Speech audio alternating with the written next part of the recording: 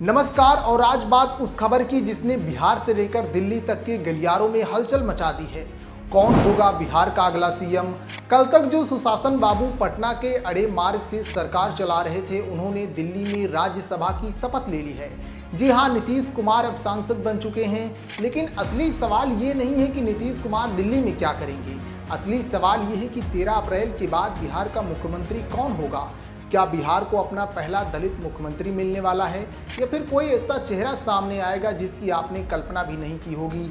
आज के इस डीप एनालिसिस में हम उस एक नाम का खुलासा करेंगे जो सीएम की रेस में सबसे आगे है। बने रहिए मेरे साथ। पहले मामला समझिए। 16 मार्च को नीतीश कुमार निर्विरोध सांसद चुने गए। उन्होंने एमएलसी पर छोड़ दिया। अब जब उन्होंने शपथ ले ली है तो नियम कहता है कि वो एक साथ 2 पदों पर नहीं रह सकते हैं। यानी बिहार के मुख्यमंत्री पद से इस्तीफा बस कुछ घंटों की बात है।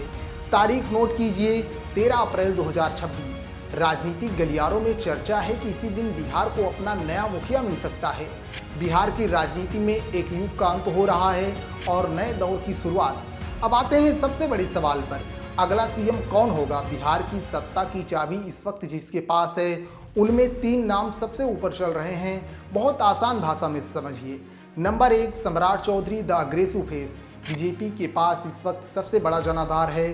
सम्राट चौधरी उप मुख्यमंत्री हैं, युवा हैं और लौकिक समीकरण में फिट बैठते हैं। अगर बीजेपी इस बार पूरी तरह अपनी कमान चाहती है तो सम्राट चौधरी का दावा सबसे मजबूत है। नंबर 2, रेणु देवी। ये कोई चौंकाने वाला अति पिछड़ा चेहरा। बीजेपी की राजनीति हमेशा सरप्राइज देने वाली होती है, जैसे मध्य प्रदेश और राजस्थान में हुआ। चर्चा है कि किसी अति पिछड़े समाज के नेता को कुर्सी दी जा सकती है ताकि 2029 के चुनाव के लिए वोट बैंक पक्का हो सके। नंबर 3, चिराग पासवान का फैक्टर। भले ही वो केंद्र में मंत्री हैं, लेकिन बिहार की जनता में उनकी लोकप्रियता किसी से छिपी नहीं है। क्या बीजेपी चिराग पासवान पर दांव लगाएगी? इसकी संभावना कम है, लेकिन राजनीति में कभी नहीं जैसा कुछ नहीं होता।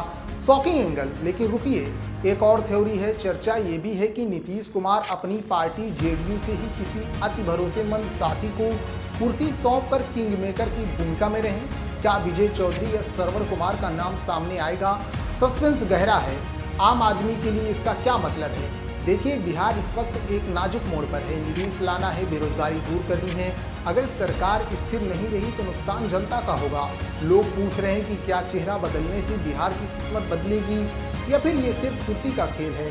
तो निचोड़ ये है कि नीतीश कुमार का दिल्ली जाना बिहार की सियासत का सबसे बड़ा शिफ्ट है। 13 अप्रैल को जब नई सरकार की रूपरेखा सामने आएगी तो वो सिर्फ एक मुख्यमंत्री का नाम नहीं होगा, बल्कि 2029 की तैयारी होगी।